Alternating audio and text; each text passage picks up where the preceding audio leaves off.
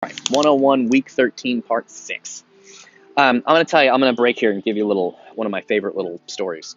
It's a parable. It's a Zen parable. It's got a Zen master in it. The Zen master is like a kind of Japanese Buddhist monk. Um, Again, sort of like a Stoic. The reason I'm telling you the story is they're sort of similar. So it's one of my favorite little stories.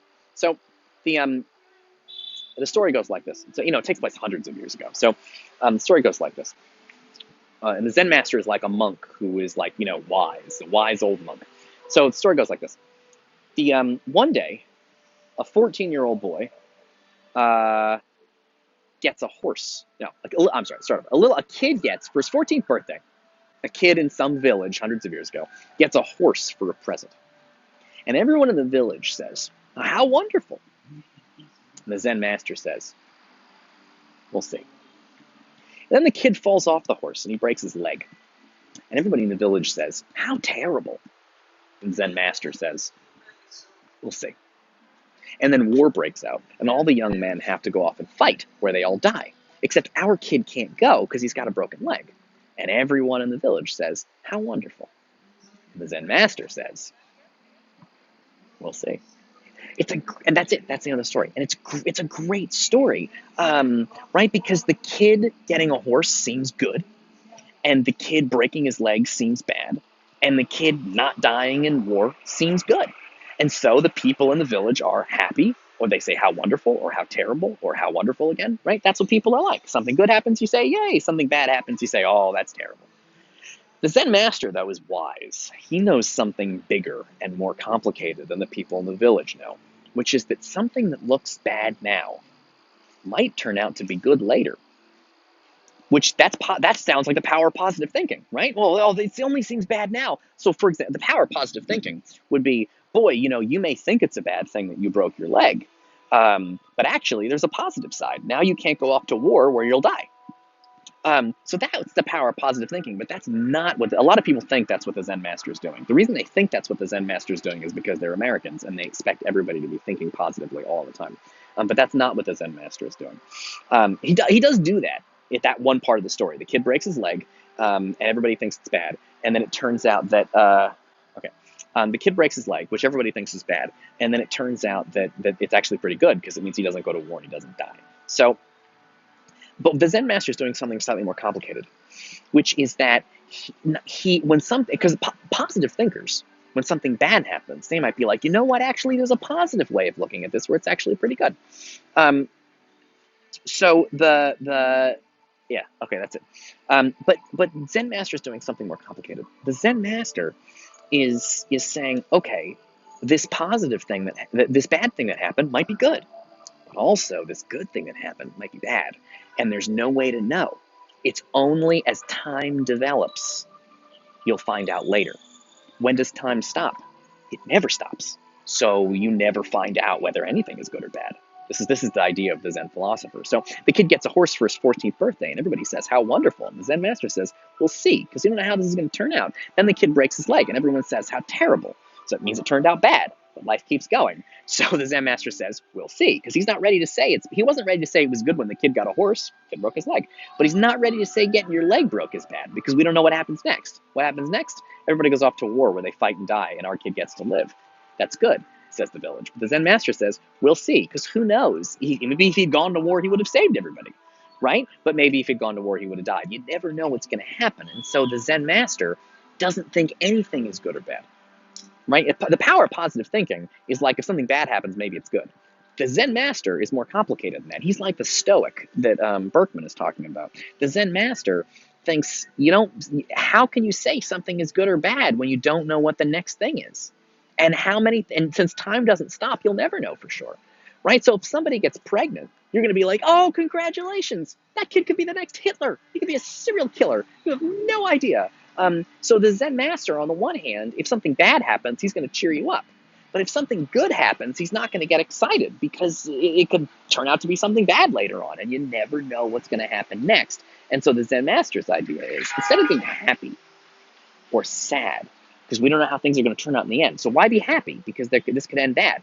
Why be sad? This could end good. He keeps his mind tranquil. Right? Tranquility is the word that Berkman uses. His mind is always peaceful because he doesn't get overly attached to what's going on right now because he knows there's a future and the future is coming. Okay, cool. And that is my example for the Stoic paragraph on the bottom of page 3. Okay, so let's read a little bit more. Most of us, the Stoics point out, go through life under the delusion that it is that certain people, situations, or events make us sad, anxious, or angry. He's going to go through some examples. So he says most people, when they have a problem, oh, sorry, I'm turning the camera in. Oop. Okay, so most people, when they have a problem, they tend to blame other people or situations, right? Yeah, we blame things outside of ourselves for how we feel. So if something is going wrong, if we're unhappy, we tend to blame other people or we blame the situation. And he has some examples for you here. So let's see what he says. Most of us, the Stoics point out, go through life under the delusion that it is certain people, situations, or events that make us sad, anxious, or angry. When you're irritated by a colleague at the next desk who won't stop talking, you naturally assume the colleague is the source of your irritation. When you hear that a beloved relative is ill and feel pain for them, it makes sense to think of the illness as the source of the pain. Right? So it's a really simple. Everybody does this. I do this. Everybody does it. Right? That when you feel irritated, you're like, it's that guy's fault. When you're unhappy, you're like, I'm unhappy because of this situation. Right? The Stoics have an interesting idea, and he's going to talk about what it is. So he says, look closely at your experience, though, say the Stoics, and you'll be forced to conclude that neither of these external events is negative in itself. Indeed, nothing outside your own mind can properly be described as negative or positive at all. See, that's exactly what the Zen master was saying, right? Nothing that happens can ever be described as positive or negative, right? The kid got a horse, and we thought this is great. And then the kid fell off and broke his leg, so it turned out that the horse was bad, but then the broken leg prevented him from going to war and getting killed, so think that was good. So the point is that the Stoics believe, well, that was a really perfect example. I'm so glad I had that.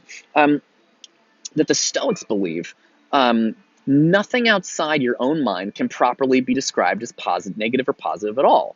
What actually causes suffering? So here's what the Stoics think. What actually causes suffering are the beliefs you hold about these things. The beliefs you hold about these things. And he's going to talk about this later. He'll talk about this guy later. But this is actually the main, actually, you know what, I'll wait till we get there to summarize it, but it's called cognitive behavioral therapy, and it's a type of therapy you can do in modern day America, and it's quite good. I quite like it. But he says, the Stoics say, what causes suffering? You think the thing that's causing you pain and unhappiness is like out there in the world, right? But he says what's really causing you pain and suffering is what's going on in here. One way let's see what he says and finish this paragraph, and then I'll give you some examples of my own. So he says, what actually causes suffering? I'm going to back up a minute. Nothing outside your own mind, this is what the Stoics say, nothing outside your own mind can be properly described as negative or positive at all. What actually causes suffering are the beliefs you hold about those things. The colleague is not irritating per se, but because of your belief that getting your work finished without interruption is an important goal. Even a relative's illness is only bad in view of your belief that it's a good thing for your relatives not to be ill. Millions of people, after all, get ill every day. We have no beliefs whatsoever about most of them, and consequently don't feel distressed. I think there's probably some better examples you can come up with for that. And I'll give you some. So his point is that it's not, he says, when you're unhappy, you tend to think this thing outside me, this person, this situation, is making me unhappy. But the Stoics, he says, will tell you, Stoic philosophers, going back to ancient Greece, just after Plato and Aristotle, the Stoics will tell you it's not the situation, it's your beliefs about the situation. It's your expectations. All right, you know what? I'm running out of time in this video. I'll pick it up in the next one.